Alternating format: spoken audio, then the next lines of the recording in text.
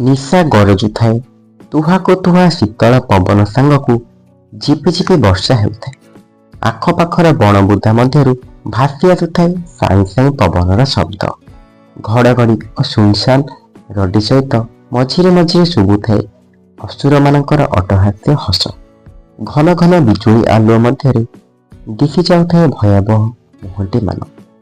କିନ୍ତୁ ରାଜା ବିକ୍ରମଙ୍କୁ ତିଳେ ମଧ୍ୟ ବିଚଳିତ ବୋଧ ନ କରି ପୁନର୍ବାର ସେହି ପ୍ରାଚୀନ ବୃକ୍ଷଟି ନିକଟକୁ ଲେଉଟି ଆସିଲେ ଓ ବୃକ୍ଷାରୋହଣ କରି ଶବଟିକୁ ଉତାରି ଆଣି ତାକୁ କାନ୍ଧରେ ପକାଇ ସେ ସେହି ସୁନସାନ ପଥ ଅତିକ୍ରମ କରିବାକୁ ଆରମ୍ଭ କଲେ।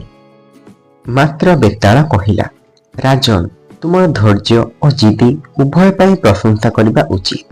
ନିଜର ଲକ୍ଷ୍ୟ ସାଧନ ପାଇଁ ତୁମେ ଯେଉଁ କଠୋର ପରିଶ୍ରମ କରୁଛ ତାହା ମଧ୍ୟ ପ୍ରଶଂସନୀୟ। ତୁମର ମନୋବଳ ମଧ୍ୟ ଅସୀମ। କିନ୍ତୁ ତୁମେ ଯେତେବେଳେ ଏହାର ଫଳ ଲାଭ କରିବ ତୁମେ ସେତେବେଳେ ତୃପ୍ତ ହେବ ତ? ନା ସ୍ୱର୍ଣ୍ଣପୁରର ରାଜକୁମାରୀ ସୁଲକ୍ଷଣାଙ୍କ ପରି ବିବେକହୀନ ଓ ଅସଙ୍ଗତ କାମ କରି ସୁବର୍ଣ୍ଣ ସୁଯୋଗକୁ ପୁଣି ହରାଇ ବସିବ? ମୁଁ ଜାଣେ କେତେକ ଲକ୍ଷ୍ୟ ସିଦ୍ଧି କରିବା ପାଇଁ ବହୁତ ପରିଶ୍ରମ ଆବଶ୍ୟକ, କିନ୍ତୁ ଫଳପ୍ରାପ୍ତି ପରେ ତାହାର ଉପଯୋଗ ନିର୍ଭର କରେ। ଉଦାହରଣ ସ୍ୱରୂପ ମୁଁ ତୁମକୁ ରାଜକୁମାରୀ ସୁଲକ୍ଷଣାଙ୍କ ଗଳ୍ପ ଶୁଣାଇବି। ମନ ଦେଇ ଶୁଣ, ଶ୍ରମଭାର ଲାଘବ ହେବ। ବେତାଳ ଗପ ଆରମ୍ଭ କଲା।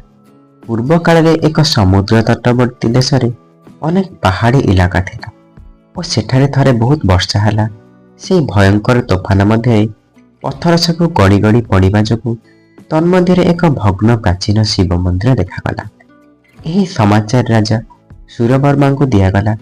ତାଙ୍କ ଝିଅ ସୁଲକ୍ଷଣା ଥିଲେ ଜଣେ ବଡ଼ ଶିବ ଭକ୍ତ। ସେ ପିତାଙ୍କୁ କହିଲେ, ବାବା, ଆମେ ଭାଗ୍ୟବାନ ଯେ ଆମ ରାଜ୍ୟର ସୀମାରେ ଶିବ ମନ୍ଦିର ପ୍ରକଟ ହୋଇଛି। ସେଠାରେ ଏକ ସୁନ୍ଦର ମନ୍ଦିର ଆମେ ତିଆରି କରିବା। ସେହି ମନ୍ଦିର ନିର୍ମାଣ କାର୍ଯ୍ୟ ମୁଁ ନିଜେ ପର୍ଯ୍ୟବେକ୍ଷଣ କରିବି। ରାଜା ସ୍ୱୀକୃତି ଦେଲେ। ଶୁଭ ମୁହୂର୍ତ୍ତ ଦେଖି କାର୍ଯ୍ୟ ଆରମ୍ଭ ହେଲା।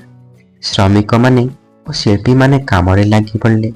ସୁଲକ୍ଷଣା ବୁଲି ବୁଲି କାର୍ଯ୍ୟ ଦେଖନ୍ତି ଓ ତାଙ୍କ ମନ ଅନୁସାରେ କାମର ଭଲ ମନ୍ଦ ବା ପରିବର୍ତ୍ତନ ବିଷୟରେ କହୁଥାନ୍ତି। ଦିନ ଦ୍ୱିପହର ସମୟରେ ସେ ବିଶ୍ରାମ କରୁଛନ୍ତି। ବହୁ ଦୂରରୁ ସୁନ୍ଦର ବଂଶୀ ଧ୍ୱନି ସେ ଶୁଣିବାକୁ ପାଇଲେ। ସମସ୍ତେ କାମରେ ଲାଗିଥାନ୍ତି, କିନ୍ତୁ ସୁଲକ୍ଷଣା ସେଇ ମୁରଲୀ ଧ୍ୱନି ପ୍ରତି ଆକୃଷ୍ଟ ହୋଇ ସେହି ଆଡ଼କୁ ଚାଲିଥାନ୍ତି। କିଛି ଦୂର ଯିବା ପରେ ଏକ ସବୁଜ ପ୍ରାନ୍ତରେ ଅନେକ ଛେଳି ମେଣ୍ଢା ଚରୁଥାନ୍ତି। ଜଣେ 25 ବର୍ଷର ଯୁବକ ଆଖି ବୁଜି ତନ୍ମୟ ହୋଇ ମୁରଲୀ ବଜାଉଥାଏ। ସେ ବସିଥାଏ ଗୋଟିଏ ଗଛ ତଳେ। ତାର ସୌନ୍ଦର୍ଯ୍ୟ ଦେଖି ସୁଲକ୍ଷଣା ସ୍ତବ୍ଧ ହୋଇଗଲେ। ଯୁବକଟି କିଛି ସମୟ ପରେ ବଂଶୀ ବନ୍ଦ କରିଦେଇ ଆଖି ଖୋଲିଲା ଓ ସୁଲକ୍ଷଣାଙ୍କୁ ଦେଖି ଚମକି ପଡ଼ିଲା। ସୁଲକ୍ଷଣା ଅଳ୍ପ ହସି କହିଲେ, ମୁଁ ଏହି ଦେଶର ରାଜକୁମାରୀ ସୁଲକ୍ଷଣା। ତୁମର ବଂଶୀ ବାଦନ ମୋତେ ବହୁତ ମୁଗ୍ଧ କରିଛି। ତୁମେ କିଏ? ଯୁବକଟି କହିଲା, ମୋ ନାମ ଗୋବିନ୍ଦ। ଏତିକି କହି ସେ ସୁଲକ୍ଷଣାଙ୍କୁ ପ୍ରଣାମ କଲା ଓ ଗାଈ ଛେଳିମାନଙ୍କୁ ଡାକି ଡାକି ସେଠାରୁ ଚାଲିଗଲା। ସୁଲକ୍ଷଣା ତା ସହିତ ଦେଖା କରିବାକୁ ଜିଦି କଲେ। ସୁଲକ୍ଷଣା ତା ସହିତ ଦେଖା କରିବାକୁ ଯାଆନ୍ତି। ତାଙ୍କୁ ଯେଉଁ ସ୍ୱର ଭଲ ଲାଗେ ଗୋବିନ୍ଦ ତାହା ବଂଶୀରେ ବଜାଇ ତାଙ୍କୁ ଶୁଣାଉଥାଏ। ଗୋବିନ୍ଦ ସୁଲକ୍ଷଣାକୁ ମୁରଲୀ ବଜାଇବାକୁ ମଧ୍ୟ ଶିଖାଇଲା। ସୁଲକ୍ଷଣା ମଧ୍ୟ ତାକୁ ସାମାଜିକ ବ୍ୟବହାର ଇତ୍ୟାଦି ଶିଖାଇଲେ। ଦୁହେଁ ଦୁହିଁଙ୍କ ଅଜାଣତରେ ପରସ୍ପର ପ୍ରତି ଅତି ଘନିଷ୍ଠ ହୋଇ ଉଠିଲେ। ଦିନେ ବଂଶୀ ବାଦନ କରୁ କରୁ ସୁଲକ୍ଷଣାଙ୍କର କାଶ ହେଲା। ଗୋବିନ୍ଦ କହିଲା, ଏଇ ପାଖରେ ମୋର ଆଈର ଘର। ସେଇ ମୋତେ ଛୁଆବେଳଠାରୁ ମଣିଷ କରିଛି। ତାଙ୍କ କୂଅ ପାଣି ବହୁତ ମିଠା। ସେଇଠାକୁ ଚାଲନ୍ତୁ, ଟିକେ ପାଣି ପିଇବା। ଗୋବିନ୍ଦ ଓ ତାର ଆଈ ରହୁଥିବା କୁଟୀରଟି ଅତି ସୁନ୍ଦର। ଚାରିପଟରେ ସବୁଜ ବୃକ୍ଷ ଓ ନାନା ପ୍ରକାର ଫୁଲ ଫୁଟିଛି। ଗୋବିନ୍ଦ ବୋଧହୁଏ ଆଗରୁ କିଛି କହିଛି। ବୁଢ଼ୀ ସୁଲକ୍ଷଣାକୁ ବଡ଼ ଆଦର କଲା ଓ ମଧୁର ଜଳ ପିଆଇଲା। ସୁଲକ୍ଷଣା କହିଲେ, ତୁମର ଏଇ ଫୁଲଗୁଡ଼ିକ ସୁଗନ୍ଧର ଭରା। କି ସୁନ୍ଦର ଏଇ ସ୍ଥାନଟି। ବୁଢ଼ୀ କେତେକ ମଲ୍ଲି ଫୁଲ ଆଣି ମାଳଟିଏ ବନାଇ ସୁଲକ୍ଷଣାକୁ ପିନ୍ଧାଇ ଦେଲା। ସୁଲକ୍ଷଣା ତାକୁ ଖୁସିରେ ବାନ୍ଧିଲେ। ତାପରେ ଗୋବିନ୍ଦ ତାକୁ ନେଇ ପାହାଡ଼ ପାଖରେ ଛାଡ଼ି ଦେଇକି ଆସିଲା। ସେହିଦିନ ଓ ରାତି ସୁଲକ୍ଷଣା କେବଳ ଗୋବିନ୍ଦ କଥା ହିଁ ଭାବିବାକୁ ଲାଗିଲେ। ମନ ମଧ୍ୟରେ ଏକ ସଂକଳ୍ପ କଲେ, ଯଦି ବିବାହ କରିବି ତ ଗୋବିନ୍ଦକୁ ହିଁ କରିବି।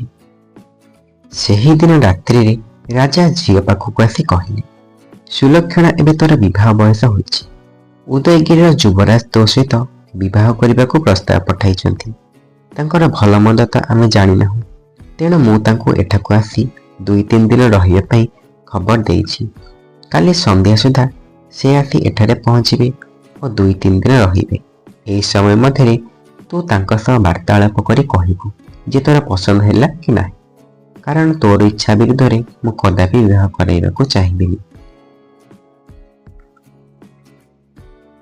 ସେତେବେଳେ ଗୋବିନ୍ଦ ବିଷୟରେ କିଛି କହିବାକୁ ମନ ଥିଲେ ମଧ୍ୟ ସୁଲକ୍ଷଣା ସାହସ କଲେ ନାହିଁ।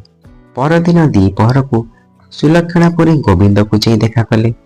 ସେ କହିଲେ, ଯେ କୌଣସି ଯୁବରାଜ ମୋତେ ନିଶ୍ଚୟ ପସନ୍ଦ କରିବେ। ମୁଁ କିନ୍ତୁ ସେମାନଙ୍କୁ କିଛି ମୂଲ୍ୟ ଦେଉନାହିଁ, କାରଣ ମୁଁ ମନ ମଧ୍ୟରେ ଠିକ୍ କରିଛି ଯେ ଯଦି ବିବାହ କରିବି ତ ତୁମକୁ ହିଁ କରିବି। ଆଉ ଯଦି ମୋର ବାବା କୌଣସି ଯୁବରାଜ ସହ ମୋର ବିବାହ କରାଇବେ ତ ମୋର ଅବସ୍ଥା ସଙ୍କଟଜନକ ହେବ। ଅଥଚ ସାହସ କରି ମୁଁ କିଛି କହିପାରୁନାହିଁ। ଏବେ ମୁଁ କ'ଣ କରେ?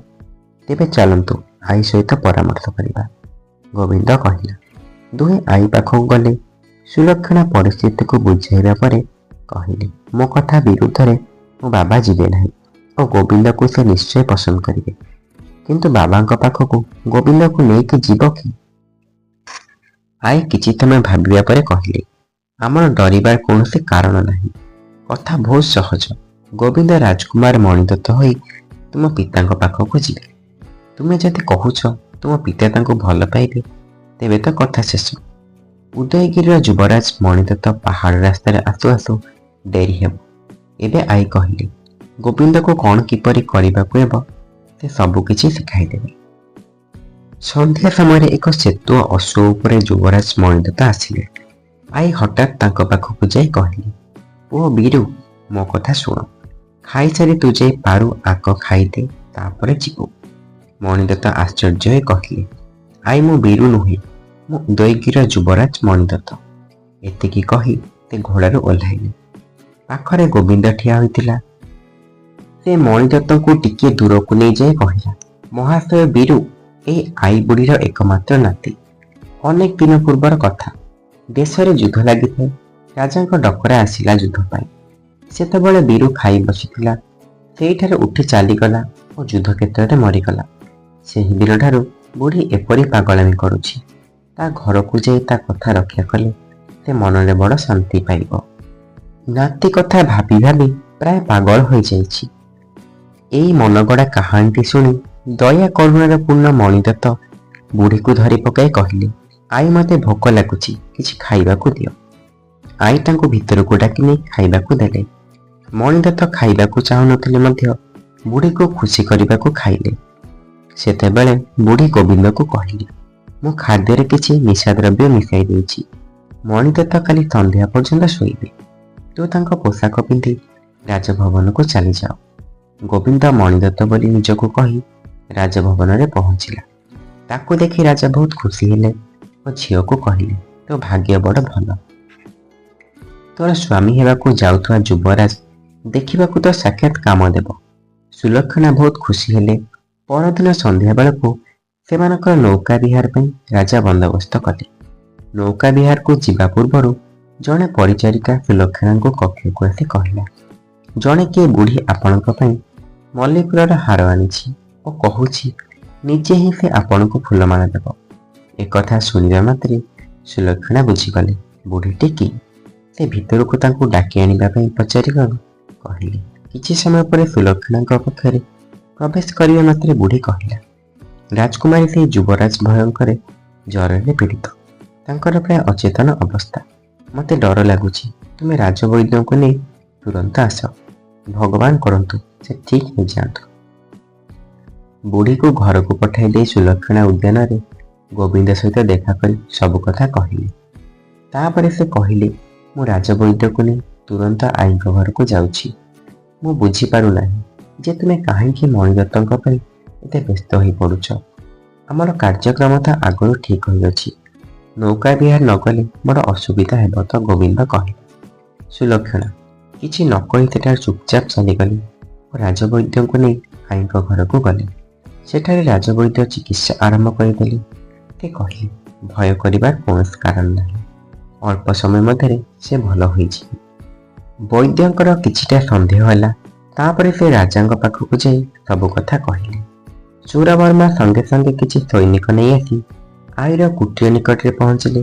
ସେତେବେଳକୁ ମଣିଦତ୍ତଙ୍କର ହୋସ ଫେରିଲାଣି ଓ ସେ ଧୀରେ ଧୀରେ କଥା କହୁଥିଲେ। ସୁଲକ୍ଷଣା ବସି ବସି ଶୁଣୁଥିଲେ।